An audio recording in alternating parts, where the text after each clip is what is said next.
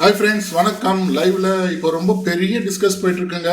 அரோராவும் விக்கல்ஸ் விக்ரமும் யாரு title cup அடிப்பாங்க அப்படின்ற மாதிரி டிஸ்கஸ் பண்ணிட்டு இருக்காங்க. அதே போல சுபிக்ஷா ஏன் போனா அப்படின்ற மாதிரி டிஸ்கஸ் பண்ணிட்டு இருக்காங்க. இவங்க ரெண்டு பேருக்குள்ள சுபிக்ஷா தான் டைட்டில் வின் பண்ணுவாங்க அப்படின்னு நினைச்சிட்டு இருக்காங்க. சுபிக்ஷா டைட்டில் வின் பண்ற ஆளாச்சே, ஏன் அவ வெளியே போனா அப்படின்ற மாதிரி முதல்ல டிஸ்கஸ் பண்றாங்க. சுபிக்ஷா ஏன் டைட்டில் வின் பண்ண தகுதி இல்லை அப்படின்னு என்னுடைய கணிப்பு என்னன்னாக்கா, அவங்க கேம் விளையாடி எல்லாம் இண்டிவிஜுவலாக விளையாடினாங்க, எல்லாம் ஓகே. ஆனால் சுயநலமாக இருந்தாங்க, சுயநலத்தின் உச்சத்தில் இருந்தாங்க சுபிக்ஷா. இது உங்களுக்கு மாற்று கருத்து இருந்தால் நீங்கள் கமெண்ட் பாக்ஸில் சொல்லுங்கள். சுயநலமாக இல்லை சுபிக்ஷா அப்படின்னு நீங்கள் சொன்னீங்கன்னா நான் ஒத்துக்கிறேன். ஆனால் அவங்க ஃபுல் அண்ட் ஃபுல் சுயநலமாக இருந்தாங்க. யார் கப்படிப்பாங்க அப்படின்ற மாதிரி இவங்க ரெண்டு பேருக்குள்ள டிஸ்கஷன் பண்ணிட்டு இருக்காங்க. அதில் சுபிக்ஷா தான் நான் கப்படிப்பாங்க, சுபிக்ஷா இல்லைன்ற போது சபரி அடிக்கணும். ஏன்னா சபரி ஆரம்ப காலகட்டத்திலேருந்தே அந்த குட் புக்ஸ்லேயே இருந்துக்கிறான்ல. எவ்வளோ மோசமான சூழ்நிலைலாம் வந்தது சபரிக்கு, இருந்தாலும் அதெல்லாம் மீறி இப்போவும் அவன் பார்த்தீங்கன்னா அந்த குட் புக்ஸ்லேயே இருக்கிறான். ஸோ அவன் கப்படிச்சா நல்லா இருக்கும். அப்படி இல்லைனாக்கா மக்கள் என்ன பண்ணுவாங்க, சாண்ட்ரா கொடுப்பாங்க. சாண்ட்ரா ஏன் அப்படின்னு அவங்க நினைக்கிறாங்கனாக்கா, பார்வதி அந்த டாஸ்கில் சாண்ட்ராவை தள்ளி விட்டாங்க இல்லையா, அதனால சாண்ட்ரா மக்கள் மனசுல குட் புக்ஸ்ல இருப்பாங்க. அதனால ஓட்டு எங்கே பிச்சுக்குன்னு போயிடும் அப்படின்னு நினைச்சுக்கின்னு அவங்க ரெண்டு பேர் பேசிட்டு இருக்காங்க. இந்த அம்மா ஒரு படிக்கு மேல போயிட்டு அரோரா அப்பா நியாயஸ்திபா, எந்த விதமான தப்பும் பண்ணாதவங்க நியாயஸ்தி. நியாயம்னா என்ன, அதாவது தராசு வச்சாக்கா அரோரா வச்சுட்டு நியாயம் பக்கத்தில் வச்சாக்கா ரெண்டுமே ஈக்குவலாக இருக்கும். அந்த பக்கமாக அந்த அளவுக்கு ரொம்ப நியாயமான ஆள் அரோரா. அவங்க என்ன சொல்றாங்கன்னா, சப்போஸ் இந்த வாரம் நான் எலிமினேஷன் ஆகி வெளியே போற நேரத்தில் என்ன பிக் பாஸ் கேட்டிருந்தாங்கன்னா, இந்த டிக்கெட் டு ஃபினாலே யார் கொடுப்பீங்க அப்படின்னு கேட்டிருந்தாங்கன்னா, நான் சாண்ட்ராக்கு சொல்லியிருப்பேன்.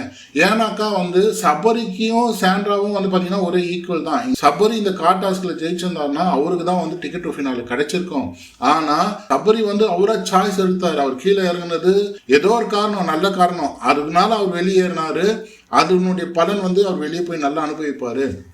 ஆனால் சாண்ட்ராவினுடைய அந்த டிக்கெட் டு ஃபினாலினுடைய டாஸ்கினுடைய இதுவை பார்வதியும் கமருதீனும் தடுத்துட்டாங்க, தள்ளி விட்டுட்டாங்க. அதனால அவங்க டிக்கெட் டு ஃபினால் ஜெயிக்கிறதுக்கு சான்ஸ் இல்லாமல் போயிடுச்சு. அதனால நான் அவங்களுக்கு கொடுப்பேன். அந்த வழி, அதாவது சாண்ட்ரா பட்ட வழி அவங்களுக்கு தான் தெரியுமா, அந்த டிக்கெட் டு ஃபினாலே கிடைக்காத வழி அவங்களுக்கு தான் தெரியுமா. இப்படி இவங்க ரெண்டு பேர் ரொம்ப ரொம்ப எல்லாம் தெரிஞ்சவன் நாளும் தெரிஞ்ச மாதிரி பேசிட்டு இருக்காங்க. நம்மளுக்கு தானே தெரியும் சாண்ட்ரா என்னென்ன பண்ணாங்க, என்னென்ன பண்ணிட்டு இருக்காங்க, யார் யாரை டார்கெட் பண்ணி க்ளோஸ் பண்ணாங்க. இவங்க ரெண்டு பேருமே சாண்ட்ராவை தூக்கி வச்சு பேசிட்டு இருக்காங்க. இதுக்கு மேலே ஒரு பழைய ஹவுஸ்மேட்ஸ்லாம் எல்லாரும் ஒருத்தராக வந்துட்டு இருப்பாங்க. பிக் பாஸ் வீட்டுக்குள்ளே இருக்கிற அந்த ஒரு மாயையே உடைப்பாங்க. இந்த பிக் பாஸ் வீட்டுக்குள்ளே நான் தான் ஜெயிப்பேன் அப்படின்னு நினைச்சிட்டு ஒரு மாய உலகத்தில் இருப்பாங்க இல்லைங்களா. இந்த பிக் பாஸ் பழைய ஹவுஸ்மேட்ஸ் எல்லாம் வந்த பிறகு தான் அதனுடைய பிம்பெல்லாம் உடையும். அதுக்கப்புறமா தான் கேமே இன்னும் கொஞ்சம் நல்லா இருக்கும்னு நினைக்கிறேன். ஏன்னா ரொம்ப ஓவர் ஆட்டிடியூடாக இருக்கிறாங்க. அதாவது சாண்ட்ராலாம் இப்போ ரொம்ப நினைப்பாங்க நம்ம தான் இந்த டைட்டில் வின்னரு. ஏன்னா விஜய் சேதுபதி சார் இருக்கிறாரு வெளியே, அவர் தூக்கி கொடுக்கறதுக்கு ரெடியாக இருக்கிறார். சாண்ட்ராக்கு தூக்கி கொடுக்கறதுக்கு ரெடியாக இருப்பார். அதே போல் அரோராக்கு நான் சொல்கிறேன் பாருங்க, அரோரா இல்லைனா சாண்ட்ரா இவங்க ரெண்டு பேர் தாங்க கண்பாடிப்பாங்க. அதுக்கு அதிகப்படியான ஆளை பார்த்தீங்கன்னா கானா வினோத்துக்குன்னு பார்த்தீங்கன்னாக்கா, கானா வினோத்தும் இவங்க தப்பாக பேசுகிறாங்க. கானா வினோத் இந்த வீட்டில் என்ன பண்ணாரு, அவர் பெரிய விஷயமா எதுவுமே பண்ணலையே, எந்த தப்பு பண்ணாலும் ஒத்துக்க மாட்டேன்றாரு அப்படின்ற மாதிரிலாம் இவங்க ரெண்டு பேர் டிஸ்கஸ் பண்ணிட்டு இருக்காங்க. இந்த அரோரெல்லாம் மற்றவங்களுடைய பாயிண்டாக எடுத்து வைக்கிறாங்களாம்.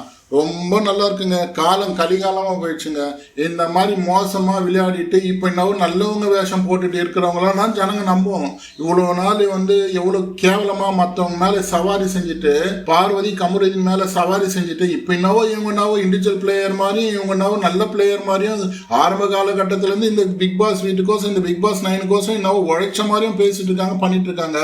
இதெல்லாம் பார்க்கும்போது நம்மளுக்கு ரொம்ப மன வருத்தமாக இருக்குது மக்களே.